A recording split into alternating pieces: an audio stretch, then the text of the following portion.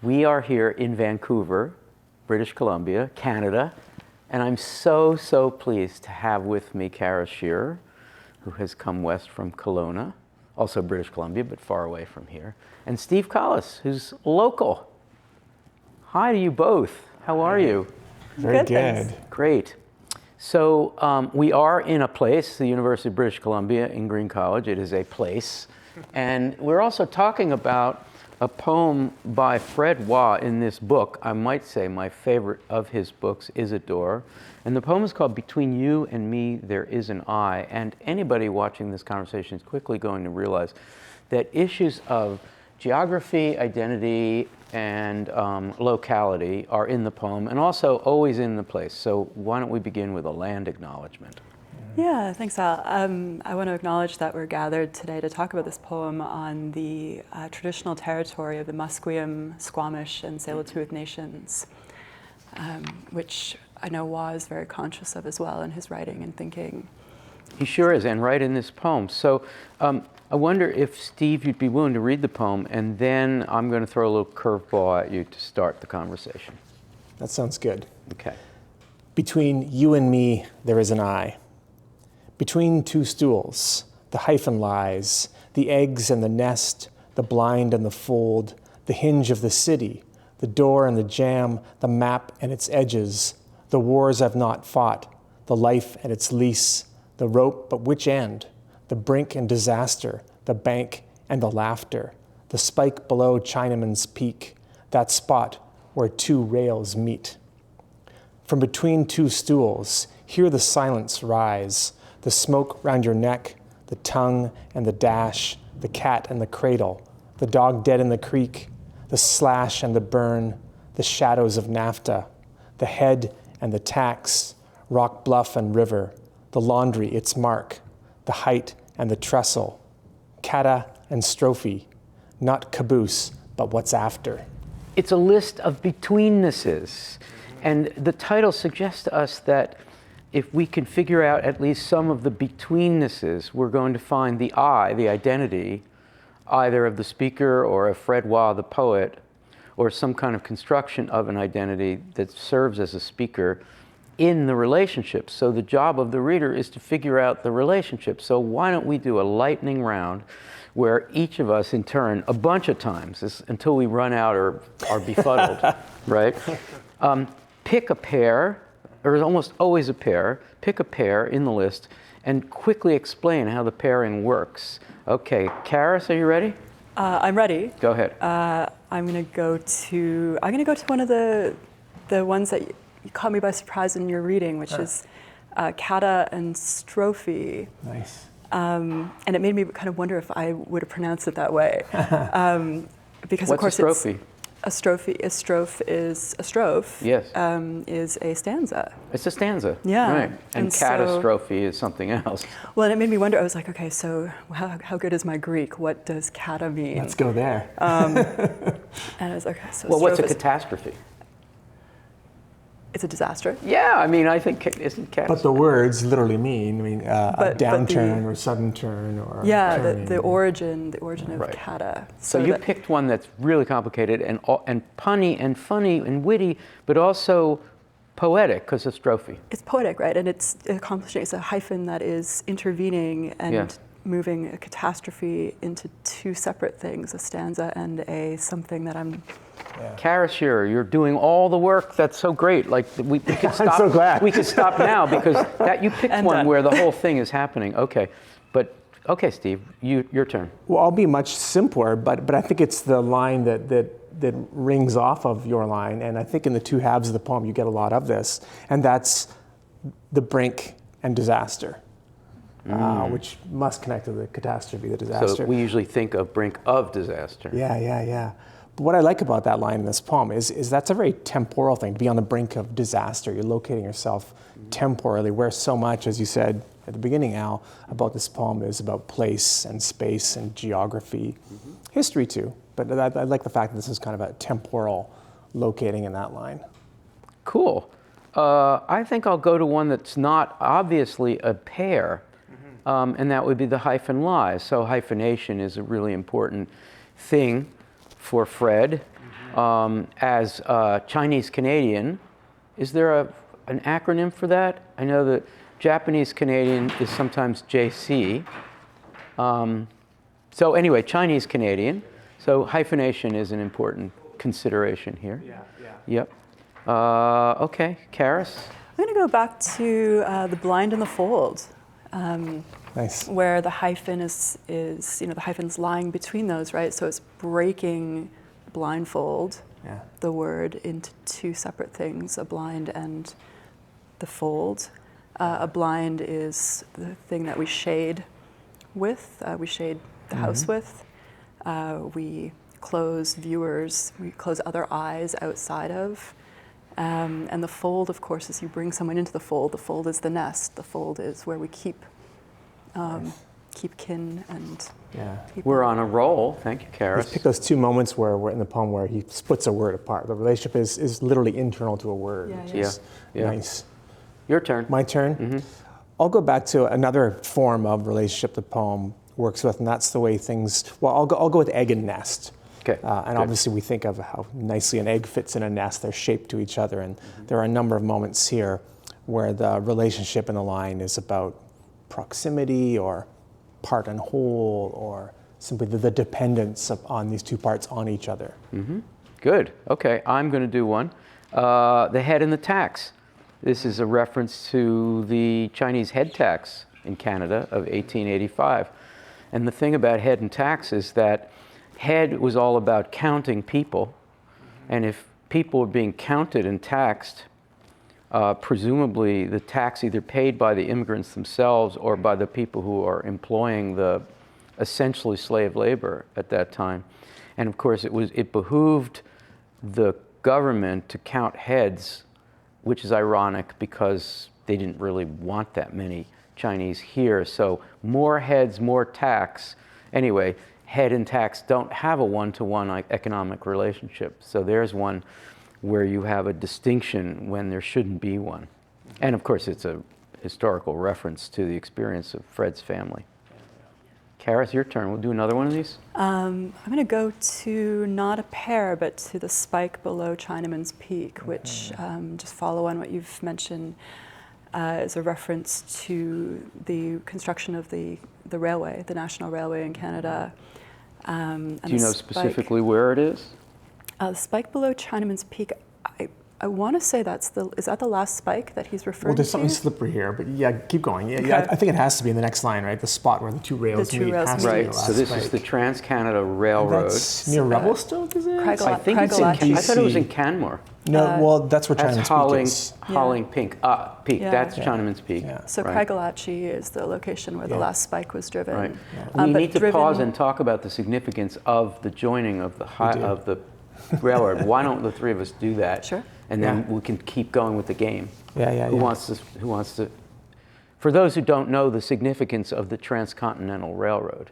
Well, it's a iconic moment supposedly in the building of a nation, a modern nation in Canada. Because this is leaving aside all the problems with colonization and the fact that these lands belong to other people. But as Canada as a nation has articulated its myth to itself, right. Because the country is strung out along the U.S. border for the most part, that's right. Creating a national railway coast to coast was seen as literally drawing the nation together. Right. And they built from both ends and met there in the Rockies.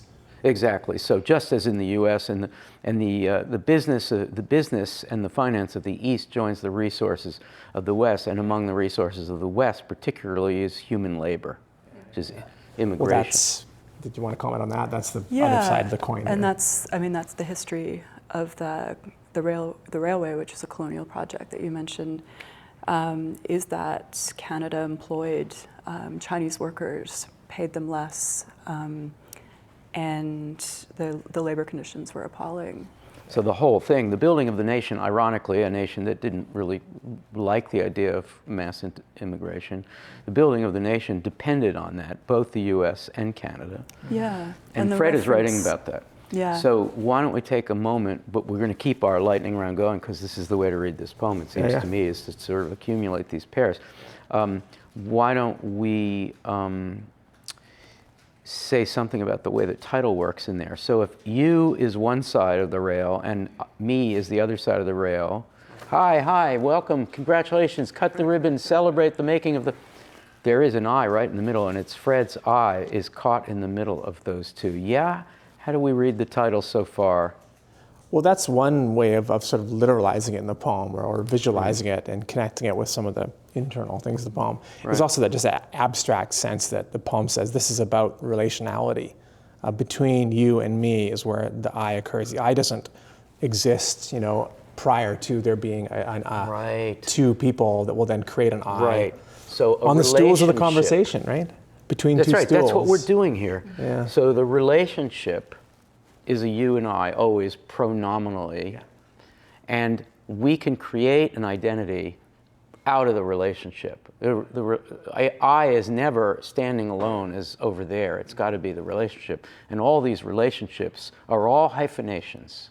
It's like, it's not simply a pro-history of immigrants statement, it is that. It's not simply a pro-immigrant self thing, like I have a unique perspective. It's got to be the you and me interchange that's going to create the I that's going to survive. And the I is also a pun on I and the idea of seeing, right? The observation that is watching the you and the me. Where did we leave off in the lightning round? I think it's your turn. Is it my turn? Yeah. Dun, dun, Got dun. another one? Sure. One that really leaps out as sort of a weird specific reference in some ways is the shadows of NAFTA. Yeah, I guess we better talk about that, right? Yeah, well, it's kind of interesting. Like, where is this coming what's from? What's the duo there?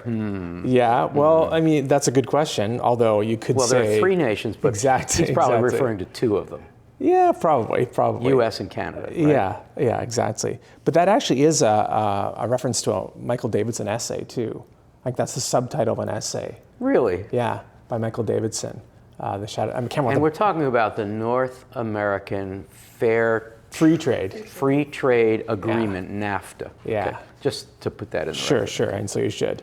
And suddenly you kind of get a sense in this poem when that line leaps out that there's an economics being talked about in the poem, because that comes up elsewhere, I think, Brink too. and disaster, banker and laughter. Yeah, even in the last spike, the building of the National Railway, as you were saying, Al, connecting resources and maybe industry or production in the East. There's an economic undertone throughout the whole poem that comes to the surface in that line in part. Great. And also some about race and immigration, of course, with NAFTA as well. Money can move freely, but maybe labor can't. Right. An era of hardening borders, except for money. Free trade ideology comes easily if you don't know the history of, the Chinese head tax, for instance, which comes in the next line. Exactly. Right. So how dare you talk blithely of free trade between Canada and the U.S. when when we talk about human trade, one way. Yes, so there you go. There's a lot of... So for a playful poem, logically and rhetorically, it's a very, very serious, radical critique. Yeah. Okay, Karis, let's do two more. You want to do one? I mean, it's sort of my turn, but why don't you do one? All right. I'll go to... I go to the last line, not caboose, but what's after. Okay, I can't wait for this, because there's no period there. There's no period there, right? And so there's a kind of open-endedness to it. The caboose is meant to be the final piece, the last spike, the closing line. The last car on the train, right? Period at the end of the sentence. It marks a finish, but Wa is also opening that up and thinking about what's after, what are the implications, what are the responsibilities we have now that we know all of these things. Yeah. To think about it really is about implications, right? And implicating, I think. Yeah. It's another way that the second stanza of the poem links back to the first. We come back to trains. Yeah. Right? Yeah, exactly. Yeah. Okay, I'm going to do one, and then maybe we'll do a couple more, and then I don't know what will be left. I'm so excited about what we're doing here. The wars I've not fought. So in terms of Fred Wa's life, and I don't know this, but I'm guessing, too young for Korea, just about, and probably too old for Vietnam. And Canadians fought in Vietnam, not in big numbers, but and in Korea, but because it was a UN intervention. The wars I've not fought, so there are two of them, I think. That's what I'm saying, reading biographically, and we'll see Fred later after this filming, and he can confirm that. But you're looking for the binary, those are the two. They're not really distinct in terms of head-scratching, like, why are we doing this? But of course, both of them are in Asia. And I think Fred thinks a lot about whether he would have signed up or been conscripted to fight a war in Asia. And that's part of the meditation on betweenness and hyphenation and liminality and national status and juxtaposition and borders and boundaries. Wars sort of put that in stark relief. Yeah, okay. All right, who wants to do one more? Karis? I'm going to go to the door and the jam. Nice. It's important. Since it references the title of the book, is a door. Yeah. So for me, I guess it's more of a question is like, what does it mean to have a hyphen that is, the hyphen lies, the door and the jam? What's the relationship between the door and the jam? The door jam mutes the sound. Does a door jam mute the sound? No. Well, it can. The door jam is, it keeps the jams thing the door in place. open, right? It's a structural reference, probably, right? Yeah. Yeah, and so it's holding the door open as opposed to closed. There's so much in this, isn't there? I mean, as you said, Al, there's the title of the book, and in the title poem, Isidore, he says, "Is a door a word?" is the last line of that poem. And the idea of language being this hyphenated, in between, hinging between two spaces point, I think is interesting. So let's riff more on door. We should, because it's a real key. Okay, I'll thing in start. Fred's work. Entry. Yeah. I mean, I really think that this poem, look, the hyphenated ethnic, national, ideological hyphenated I for Fred Waugh is dependent on entry. It's dependent on juxtaposition and difference. Yeah. And a family history of those kind of migration. And also of hyphenation, because he's very much of a hyphenated Chinese family. I mean, he would say that he's Chinese, Scots, Swedish, Canadian. How many hyphens? There's a few hyphens there. That's a lot. And even you can go back in his own work, like The Diamond Grill, where he makes so much out of sort of a memoir, prose the poem. Swinging doors. Yeah, the swinging doors of the restaurant where you go back into the kitchen and you're kind of in an Asian space where the cooks are maybe speaking Chinese. He's very interested in that. Yeah, and then you go through the door out way into the front of the restaurant and maybe all the customers sitting out there. So there's another door. And it's important because in several other poems we get this thing about restaurants and food. Yeah. And he feels guilty, I think, as a kid for wanting Canadian, sort of European Canadian food. Right. Or not liking ginger. Not liking ginger, so he's really having a go at himself for his hyphenation. So Karis, door, I said entry in the sense of immigration. I think the door is also to pick up on entry, like a threshold. Yeah. Right? There's a threshold in the door frame. And if and so that idea of, threshold borders, who gets to pass through, who doesn't, who gets jammed, Yeah, exactly. Yep. I also think, if there could be a reference here, the doors and the jams, where is this? This is Blake, or where was that? And Ginsberg picks it up, but I think from Blake about freeing the doors from the jams and then the jam from the wall or something. And what would happen when you do that? Yeah. I think I think this is not just a radical poem, but it's also a liberal poem. I think a liberal poem, because I think the I wants the door in the jam. Doesn't want to pull the doors off. Yeah. Because entry is the way that that identity gets created. I mean, this is really, I said liberal, sorry for that word. It's a dangerous word. Yeah, but what I mean is, there are two stools. Let us sit. Let us have commerce at the spot where the rails meet. Yeah. Hear the silence rise. There's NAFTA, there's the laundry and its mark. There's the labor of essentially unpaid labor or forced labor of the immigrants and its mark. there's a catastrophe that can be divided into kata and strophe. I really want this conversation to take place, and if there's a you and a me, there will be an I, and that's who I am here. I think it's really sweet is the wrong word, a very hopeful poem about what poetry can do. Okay, react to that? Well, I'm trying to not overreact to that. I want you to overreact to that. You're among well, I'm trying friends. to think, is it a polite poem then? Is that what you're saying? You almost said, No, I can't think remember it's the word you used, but hopeful poem. Hopeful poem. He repeats from between two stools. Because it doesn't shy away from difficult aspects of history, like head tax, like a mountain getting called Chinaman's Peak. And in fact, they've actually renamed that Ha-Ling Peak, which is the name of the actual individual who climbed the mountain and got it its name. Right. Well, there's a lot of redress to be done, but I think partly the redress here is to establish an I as not simply, oh, hyphenation, you deal with it, but the result of relationship, which is here in the poem grammatical and rhetorical. Karis, what do you think of all this? You know, I want to think about the difference between the first section of the poem and the second section of the poem, right? Because they are marked, I mean, they're marked as being parallel through, between the two stools, the hyphen lies, and then we have the sort of catalog.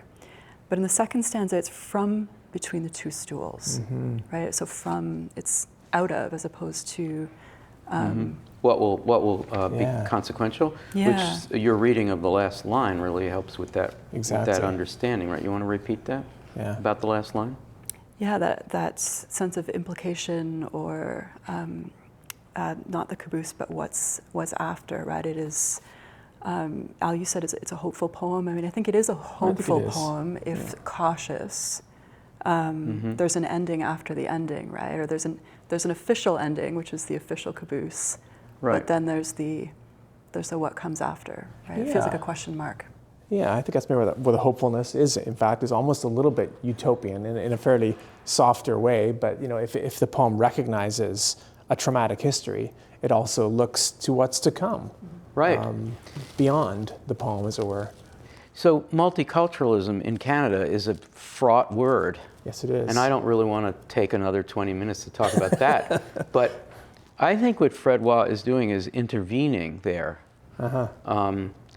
So first of all, it's not multi, it's two. We do two at a time to create relationship and conversation. But I take him to be saying here that there is the multiculturalism that sort of just nods at difference. Oh yeah, you get to do, that's you, right? But multiculturalism is multivocality or double vocality, and it's an actual history. And the I, let's say the Canadian identity that gets formed from a real examination of history and the understanding of all these paradoxes, comparisons, hyphenations, betweennesses, liminalities, and borders, is a serious thing. It is multicultural, but it is the result of understanding both positions, both pronouns. It's not easy, it's hard, but it's still, like a revisionist case for multiculturalism? I don't know. I think, one of the things that you're picking up on is like... Am I touching all your buttons? Maybe. All the buttons. But I think like one of the things that the title does, it constructs kind of an individual relationship, right? You and me, right? And so there's the individual relationship, but it never allows us to get far away from the larger structural, social, and the way that individual relationships, one person with another, you and me, are informed by those larger government policy, histories of racism, etc. Right? Yeah. I would like us to head toward the end of this conversation by thinking about the possibilities for who you is and who me is. I mean, a poem called Between You and Me, we haven't really read that idiomatically yet, between you and me. Yeah. Between you and me, Exactly. right? Can we riff on that? Yeah, the two stools even suggest this kind of intimacy, like you're at the bar. Pull up a stool. Pull up a stool. I think at the bar is a great idea. I hadn't thought of that. Yeah. But at the same time, you know, and I'm sure we could say more about that, but there's also kind of that, you know, self and the self's own internal other kind of conversation, self and soul kind of conversation. Okay, good. That's Because, I mean, one reading Fred of it, as is two here selves. in many ways, and in the way his earlier work recurs. I mean, and I think of that line, "The dog dead in the creek." That's not hopeful, is it? It's not, but I Nor think is it's the a rope personal. at which end. You know, and I was trying to remember, and I unfortunately didn't have Scree with me last night to check this out in his collected poems. But there's definitely poems, maybe as early as Lardo, a book from the 60s, but it's probably in Breathe My Name with a Sigh too. My favorite Fred Waugh book, Breathe My Name with a Sigh, probably. Say the title slowly Breathe in and the My date, if Name you with can. a Sigh. 1980, I want to say. It's about that, I would think. It is a great book. It is a great book, beautiful book. Anyway, he tells the story of his dog, Loki, dying. I'm assuming while they're out in the bush somewhere. I think this is a memory of that. Yeah, I So think it how is. does that work, Steve? Well, I just mean The that this part of memory this of- dredging up, you know, from the self-memory and points in his life that are probably significant, and their connections to place. Those memories are very located. Fred's life in the interior of BC in the Kootenays, perhaps even working as he did for many years in the bush. So I These feel like seem there's memories. The smoke around your neck Yeah. seems such a... Doesn't the it? cat in the cradle, okay, that comes from somewhere else idiomatically. But then the dog dead in the creek and the slash and the burn. I mean, if you're outside the city, slash and burn means what? Well, clearing the land. In Fred's context, probably it has to do with logging. I mean, he worked he worked on forestry. Exactly. As a But timber cruiser, they were called. There's a looking for trees. giant pun or giant second meaning that derives from the wars I've not fought, because slash and burn is an American military policy. Is that right? Okay. Vietnam. Right. And then there's the map and its edges, which we haven't talked about. Yeah. I think we need to, and then go back to the title. The Yeah. map and its edges. Karis, your turn. Yeah, I mean, does that take us back also to NAFTA, right? The map, like, and to colonization, right? Who constructs the edges of the map and where the borders lie. And so it's the edges of nations, the edges of a map is like a page, right? So there's a kind of material reference there. Totally. There's also, it's one of those images, like the caboose, the last line, and what's after, or the rope, but which end, that line we haven't talked about too, that signify an outsider, a beyond the poem. Yeah. They're not contained. They're not necessarily relational when you can identify both ends. Right. You don't know what the other end is. You don't know what's outside the map. Karis, so Steve said, I asked for readings of Between You and Me, the phrase, and he said the first one was, two selves, the conversation, the body and soul, or of two minds. Is there another reading? Yeah, I mean, I guess I want to think about it maybe at a grammatical level of, the I being the subjective position, and the question of, if we can ever get outside of our subjective positions, right? You and me are always, that relationship is always navigated by this, this specific subject position. Excellent. There are two more readings of you and I. I mean, how about you do one? Ow, you've got the code. No, well, one is, I hinted at, it's a silly one, but I hinted at it earlier, which is a entre nous. Right. Between you and me, we're sitting at a bar between two stools. I'm saying, between you and me, there is an I. Yeah, that's right. I know Right? we're not supposed to acknowledge that. We're different, but you know what? There is an I, and I think poetry can find it if you're willing to go along for the ride. So I think that's that. I don't love that, but I think it's there between you and me. But the final one, I would say, is you're reading this poem hey, reader, between you and me. That's what this is about. That's what all these pairs are about. Yeah. We are the door and the jam. We are the tongue and the dash. I got your cata, you got my strophe. Together they're a catastrophe. I really like that reading of it. Yeah, I do too. And then in that, the poet makes a poem and creates a relationship with the reader that is in the meditation. We are a hyphenation, writer, reader, poet, listener. And is the eye not the spot also where the two rails meet, right? Where you and me run parallel until the eye brings them together. Yes. Yeah. I think we're going to do final words, but I think final thoughts. But I think I want to say, Steve, we were talking about this before, which is why I'm turning to you. This really does a lot of work. This poem stands in for a lot of Fred Wa's concerns, doesn't it? It really does. Can you say a little bit about why this is such a representative work? Well, he calls him, it's almost like a character he creates for himself, Mr. In-Between, taking it from is it a Bing Crosby song? Yeah, no, exactly, right? Yeah. Mr. In-Between. And that comes up, at various points in his work, and including various points in this book. Right. So everything about this poem is about being between. Yes. So it's a marker of self again. Yes. But I think there's a desire here in this poem, elsewhere in Fred's work too, to always see the self as relational.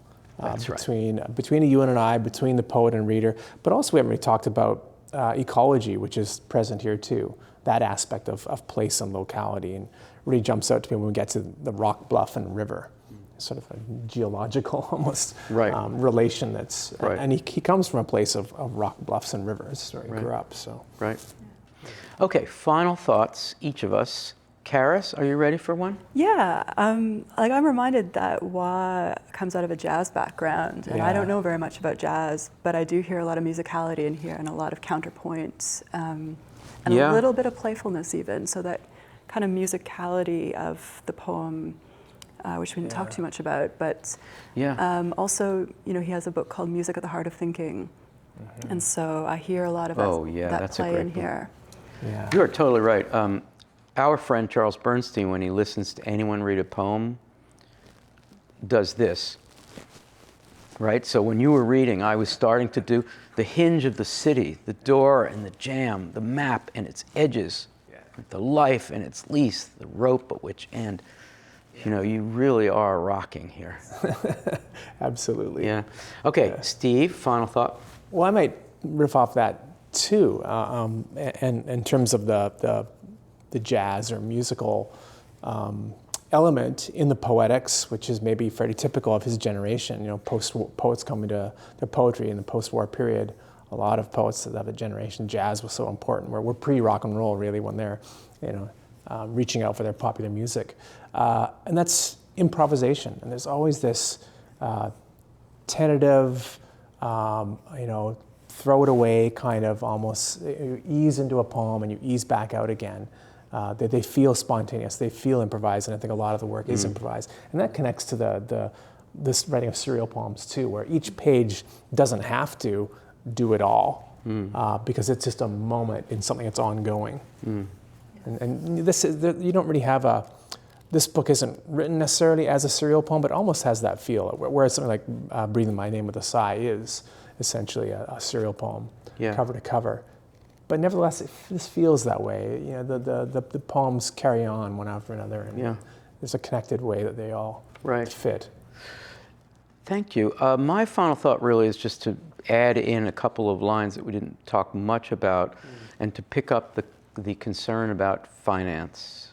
So we have the eggs and the nest, which makes you think of a nest egg, which is not here, and then the bank and the laughter, which precedes this discussion of the transcontinental connection of the railroad, which of course made Canadian finance possible with the extraction of resources from the West, but didn't help families like Fred's too much, and really depended on that poverty and privation and precarity.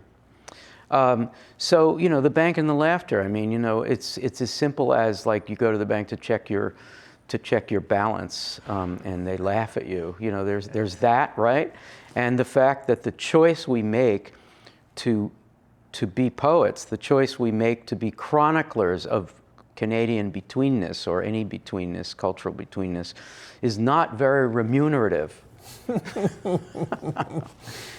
Really? I'm in the wrong line of work, maybe. So between you and me, there is a bank. Yeah, between you and me, there is a bank account that's not doing very well. And that is the eye of the speaker who's sensitive enough to think about these things.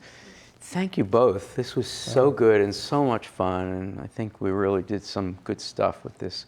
And if Fredwa is watching, please don't tell us whether we got it all wrong. Oh, he will. Thank you both. Thank you. Great, thanks. Yeah, that was great.